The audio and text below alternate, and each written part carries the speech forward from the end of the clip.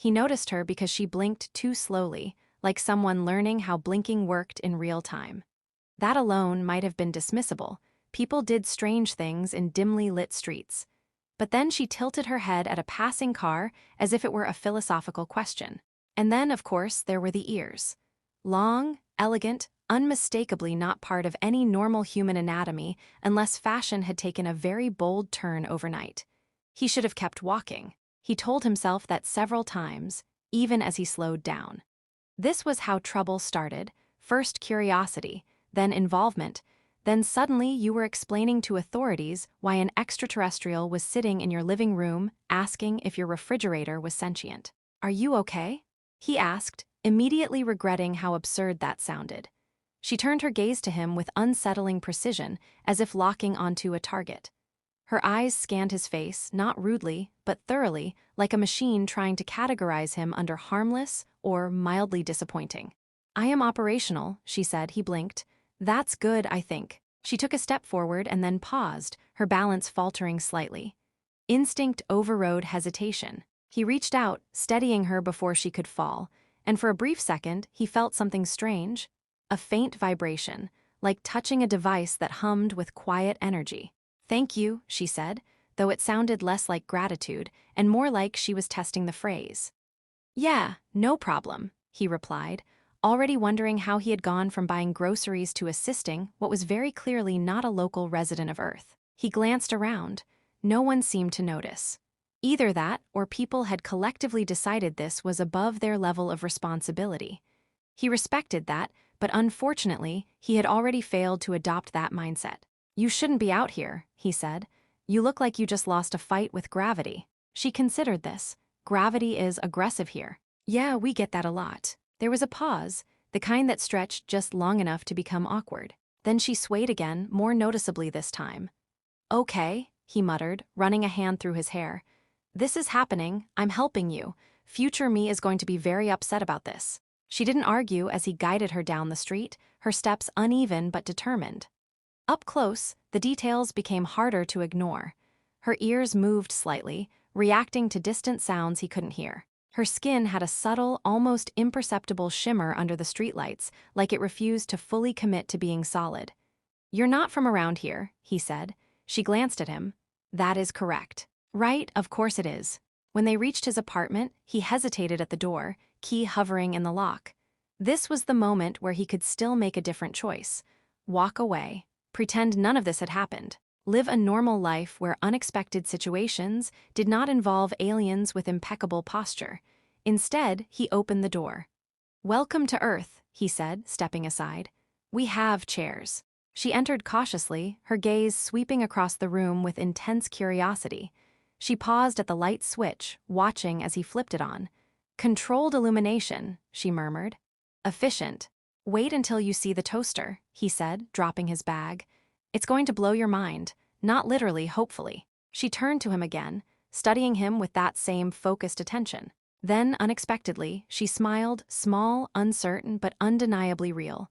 "You assisted me without understanding the consequences," she said. He shrugged, trying to ignore the way that sentence felt heavier than it should. "Yeah," he replied. "I do that sometimes. It's a personality flaw." Her ears shifted slightly, as if reacting to something distant, something approaching. "You may wish to reconsider," she said softly. He let out a short laugh. Too late for that. Neither of them knew just how true that was. He woke up to the sound of something humming, which was impressive because his apartment had never produced any sound more advanced than mild disappointment. For a few seconds he lay still, staring at the ceiling, trying to remember why his life felt different. Then he sat up abruptly. "Right," he muttered. "Alien." The humming grew louder as he stepped into the living room, where he found her crouched in front of the refrigerator, one hand hovering just inches from its surface. The faint vibration he had felt before was now stronger, almost visible, as if the air itself had decided to participate. "It is awake," she said. "It's not awake," he replied, rubbing his face. "It's a fridge." She glanced back at him. "It cycles. It consumes energy. It produces a low-frequency signal. This meets several criteria." "That's unsettlingly convincing," he admitted.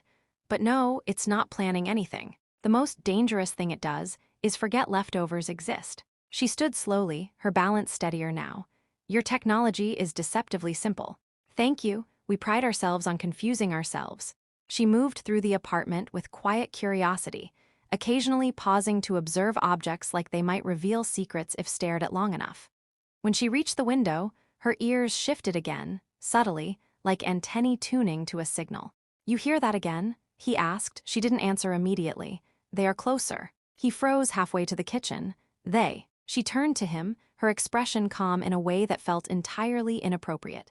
The others. He exhaled sharply. Okay, we're going to need to define others, because right now that word is doing a lot of emotional damage. She seemed to consider how much to say, as if choosing words was a strategic decision. Observers, responders. It depends on what they find. And what exactly are they going to find? He asked, already regretting the question. She looked directly at him. You. He let out a short, disbelieving laugh. Great, fantastic. I always wanted to be discovered by something that uses words like responders. That sounds friendly. It is not necessarily unfriendly, she said. That is the least comforting sentence I've heard this week. She stepped closer, studying his face again with that same precise attention. You are experiencing elevated stress. Yes, he said immediately. That's because you just told me I might be evaluated by space, whatever they are. Your reaction is within expected parameters, she replied. Good, I'd hate to disappoint extraterrestrial expectations. For a moment, there was silence, broken only by the quiet hum of the refrigerator, still very much not sentient, despite recent accusations. Then she did something unexpected. She tilted her head slightly and said, If it helps, you are performing adequately. He stared at her. That might be the nicest insult I've ever received. It was not intended as an insult. I know, he said, that's what makes it special. She seemed to process that, her expression shifting almost imperceptibly. Then, for a brief second, there was something like amusement in her eyes. They will not arrive immediately, she said. There is still time. For what? He asked. She glanced around the apartment, at the clutter, the mismatched furniture, the life he had considered completely normal less than 24 hours ago. To prepare, she said. He followed her gaze, then sighed. I don't think there's enough time in the universe to prepare this place. Her ears moved again, sharper this time, reacting to something he still couldn't perceive. You may be underestimating how much time you have, she said. He crossed his arms. And you might be overestimating how fast I can clean. Despite everything, the unknown threat, the impossible situation, he found himself smiling just slightly. Because somehow, in the middle of all this, arguing about cleaning felt like the most human thing left. The sky did not explode or burn or announce itself with dramatic speeches. It simply rearranged. He noticed it first as a silence, the kind that pressed against the windows and made the city feel like it had collectively forgotten how to breathe. Then the shadows shifted in the wrong direction. He stepped onto the balcony, half expecting to see nothing and everything at once. Instead, he saw shapes, vast, still, impossible, hovering above the skyline like thoughts too large to fit inside a single mind. Well, he said slowly, that's new.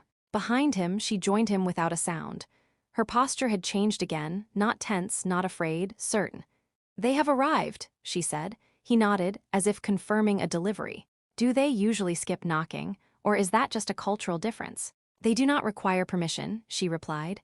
Of course they don't. Why would they start now? A low vibration rolled through the air, subtle but undeniable. His chest tightened, not from fear exactly, but from the awareness that something vast had just turned its attention toward him specifically. Oh, he muttered. I don't like that. That feels very targeted. It is, she said. He glanced at her. Great, love that for me. The air in front of them shimmered, folding inward like space had decided to become negotiable. A figure stepped through, not with force, but with precision. Tall, composed, its features almost familiar but arranged with deliberate difference. Its eyes moved from her to him, calculating, assessing. Subject located, it said, its voice smooth and layered, like several tones agreeing at once. He raised a hand awkwardly. Hi, I'm the subject. I'd offer you a seat, but I only have one good chair and I'm emotionally attached to it. The figure paused, as if processing humor as a technical anomaly. He assisted you, it said to her. I did, she replied calmly. There was a brief silence, heavy with meaning he couldn't quite grasp. Then the figure turned fully toward him. Your action altered the evaluation, it said. He frowned. I'm going to need you to expand on that, because right now it sounds like I accidentally filled out a cosmic survey. She stepped forward slightly, her presence shifting once more. No longer the injured stranger, but something unmistakably authoritative. Your world was under observation, she said. A decision was approaching. Intervention or withdrawal. He blinked. Intervention as in help or intervention as in less helpful? Yes, she said simply. Right, of course, very comforting. The figure continued. Your species exhibits contradiction. Compassion without expectation is statistically rare. He crossed his arms, thinking. So you're saying I passed a test I didn't know I was taking? Correct. He let out a breath, half laughing. That feels unfair. I would have studied if I knew. For the first time, the figure's expression shifted, not quite understanding, but no longer entirely distant. Your action has been weighted, it said. The decision has changed. He looked at her. That's good, right? She met his gaze, and this time her smile was steady. It is, she said. The tension in his shoulders eased, though his mind was still struggling to keep up. Above them, the massive shapes in the sky began to move, not away, but into new positions, deliberate and structured. Wait, he said, pointing upward. If this is the good outcome, why does it still look like the beginning of a very expensive disaster movie? They are not leaving, she said. He stared at her. I was afraid you'd say that. They are staying, she continued. To build, to guide, to learn. He let that sink in, the weight of it settling slowly.